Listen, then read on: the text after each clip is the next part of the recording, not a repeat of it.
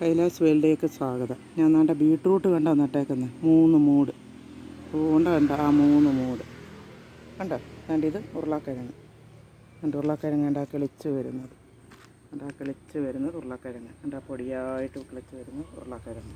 ഇത് കണ്ടോ എൻ്റെ നമ്മൾ ഈയിടെ നട്ട സോപ്പ് ബക്കറ്റിനകത്ത് നമ്മൾ നട്ട തക്കാളി ഞാൻ കാണിച്ചില്ലായിരുന്നു. അവരെല്ലാം വളവിടാറായി. ഇങ്ങോട്ട് കാണീര് കണ്ടോ ഏറ്റവും വരെ പോട്ടെ. ഇതിൻ്റെ ഇടയ്ക്ക് നിൽക്കുന്നത് പയറ്. അത് ഞാൻ വാങ്ങാൻ വള്ളി വീശിയേക്കുക കണ്ടോ. പിന്നെ നമ്മുടെ ഈ ഗ്യാസിൻ്റെ അടുപ്പിനകത്ത് വെച്ച് മല്ലിയായിരുന്നു. അത് മൊത്തം താറാവ് ഒരു ദിവസം ഇതിൻ്റെ കീഴിൽ കൂടെ ഞാൻ ആശുപത്രി പോയ വഴിക്ക് എനിക്ക് പല്ലുവേദനയായിട്ട് ആശുപത്രി പോയപ്പോൾ അതിൻ്റെ ഇടുക്കിൽ കൂടെ കയറി മൊത്തം തിന്നു. പിന്നെ അങ്ങും ഇങ്ങുമൊക്കെ ഉള്ളു. അതിന് നമുക്ക് മറ്റൊരു കൃഷി ഇടാം. ഇത് ഞാൻ കണ്ടോ നമ്മളെ ചീര നട്ടേക്കുന്നത് കണ്ടോ.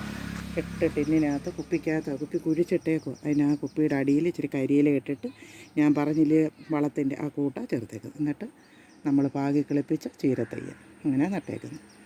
ആ അടപ്പിനകത്ത് കിഴുത്തിയിട്ടുണ്ട്. അപ്പോൾ വെള്ളം കീപ്പോട്ട് പോവും, വെള്ളം നിൽക്കത്തില്ല ഇഷ്ടം പോലെ. ഇനി അത് പിടിക്കുമ്പോൾ ഞാൻ കാണിക്കാം.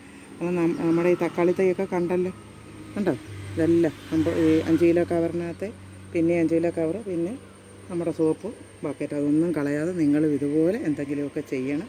നമ്മുടെ വിഷമില്ലാത്ത പച്ചക്കറി കഴിക്കാൻ നമുക്ക് ഓണത്തിനൊക്കെ എന്തെങ്കിലുമൊക്കെ നുള്ളിപ്പറിച്ചൊക്കെ നമുക്ക് അത്യാവശ്യം എടുക്കാനൊക്കെ ഉണ്ട്. അത് ഞാൻ നിങ്ങളെ ആ ഒരു വീഡിയോ അടുത്ത സമയങ്ങളിൽ ഞാൻ കാണിക്കാം.